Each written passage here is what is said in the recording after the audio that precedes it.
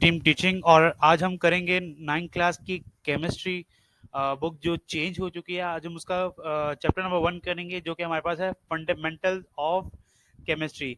आइए हम एक साथ पढ़ते हैं इसको, पढ़ते हैं और समझते हैं कि फर्स्ट चैप्टर बेसिकली क्या क्या रहा है। Fundamentals of chemistry, that means chemistry के कुछ ऐसे फंडामेंटल्स, कुछ ऐसे रूल्स जो कि आपको जो है वो केमिकली तौर पे सॉल्व करने हैं। मेजर कॉन्सेप्ट कौन कौन से हैं इसके अंदर से? हिस्टोरिकल बैकग्राउंड है केमिस्ट्री का, हम थोड़ी सी केमिस्ट्री की जो है हिस्ट्री पढ़ेंगे, ब्रांचेस पढ़ेंगे, ठीक है, इसकी बेसिक कुछ डेफिनेशंस पढ़ेंगे, केमिकल स्पीशीज पढ़ेंगे, केमिकल इक्वेशन और बैलेंसिंग उसको कैसे करते हैं वो पढ़ेंगे, मोल और एवोगैड्रोस नंबर पढ़ेंगे और केमिकल कैलकुलेशंस को देखेंगे।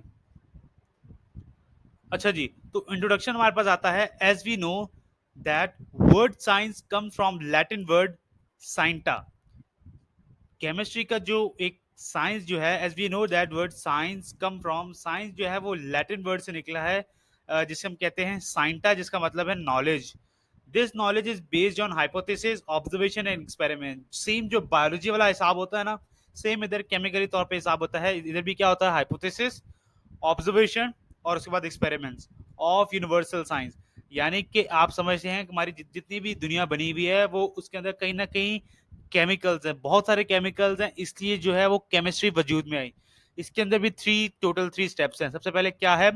Hypothesis, observation and experiments of universal science. यानी पूरी दुनिया के जितनी भी जहां जहां साइंस है वहां पे आपको हाइपोथेसिस भी करना पड़ेगा, ऑब्जर्वेशन भी करना पड़ेगा और एक्सपेरिमेंट भी करने का। In this universal science, chemistry purely deals with the matter which have mass and occupy space. ये पूरी जितनी भी यूनिवर्सल साइंस है, केमिस्ट्री डील्स करती है विद द मैटर, जो कि मैटर के अंदर, मैटर क्या होता है? कुछ चीज।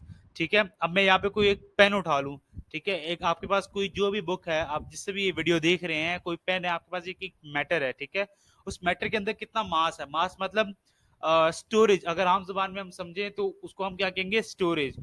ठीक है, मैटर, मैटर के अंदर स्टोरेज, और उस स्टोरेज ने कितना स्पेस ऑक्यूपाई किया हुआ है। ठीक है, अगर मैं इसकी एग्जांपल लूं, फोन की एग्जांपल ले लेते हैं। फोन हमारे पास एक मैटर है, ठीक है, उसके अंदर जितना मास क्या लगा लें आप, जो है वो डिफरेंट एप्लीकेशंस लगा लें, फेसबुक, इंस्टाग्राम और भी बहुत सारी जो सोशल मीडिया एप्लीकेशंस है, वो आप उसका मास लगा लें, और उस उन एप्लीकेशन ने कितना स्टोरेज ऑक्यूपाई किया हुआ है फोन के अंदर, ठीक है, उसको हम कहेंगे मैटर, मास और occupy space. Even from the table salt we use in cooking to electrochemical interaction of our human brain. अब हम जो है वो सॉल्ट यूज करते हैं, ठीक है, खाने वाला जो नमक होता है हम कुकिंग में इस्तेमाल करते हैं ताकि हमारे जो ह्यूमन ब्रेन है, हमारे जो माउथ में जो है वो टेस्ट बेटर हो सके। ठीक है, हम हल्का सा सॉल्ट जो है वो स्प्रिंकल करते हैं ताकि हल्का सा टेस्ट आ सके। Show the differences of substances because of the composition, structure, properties and interaction of matter. ठीक है, तो इसके अंदर कौन कौन से सब्सटेंसेस होते हैं? कॉम्पोजिशन, स्ट्रक्चर, प्रॉपर्टीज और इंटरेक्शन ऑफ मैटर। फिर हम बात करते हैं the matter is undergoing changes continuously in nature as dusting of iron. Matter जो है, अब फॉर एग्जांपल एक जंग लगा हुआ है, जंग को हम साफ करते हैं, ठीक है, जंग को हम रगड़ते हैं उस कार्बन पेपर से, जो भी जंग मटेरियल हमारे पास नीचे गिरता है वो भी एक क्या होता है? मैटर। ठीक है, हम इसकी एक एग्जांपल ये ले लेते हैं। अगर हम बात करें रस्टिंग ऑफ आयरन की, evaporation of spirit and burning of coal are examples of reaction. ठीक है, आप जब आयरन को रस्ट करते हैं, जंग को जो है वो साफ करते हैं, और दूसरी एग्जांपल क्या है? पानी जब इवेपोरेशन होता है, और तीसरा क्या है? जब आप कोयले को गर्म करते हैं। तो ये कुछ एग्जांपल्स हैं रिएक्शन की, in which new substances are form. ठीक है, जब आप जंग को साफ करते हैं एक न्यू सब्सटेंस फॉर्म होता है, जंग सारा उतर के एक नई चीज पर फॉर्म होती है। पानी जो है वो इवेपोरेट होता है, तो वो जगह जो है वो सूख जाती है।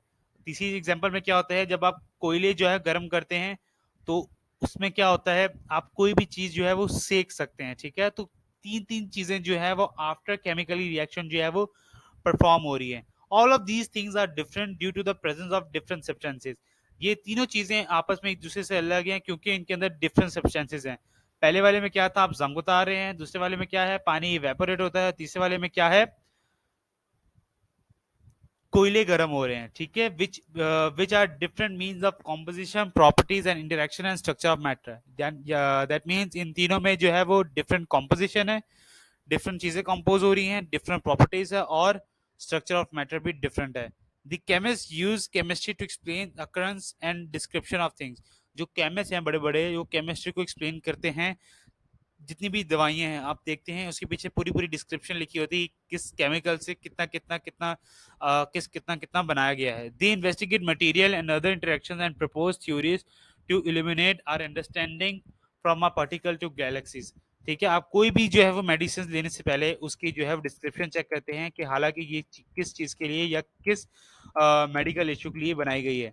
ठीक है, अब हमारे पास चार्ट आता है हिस्टोरिकल बैकग्राउंड ऑफ केमिस्ट्री।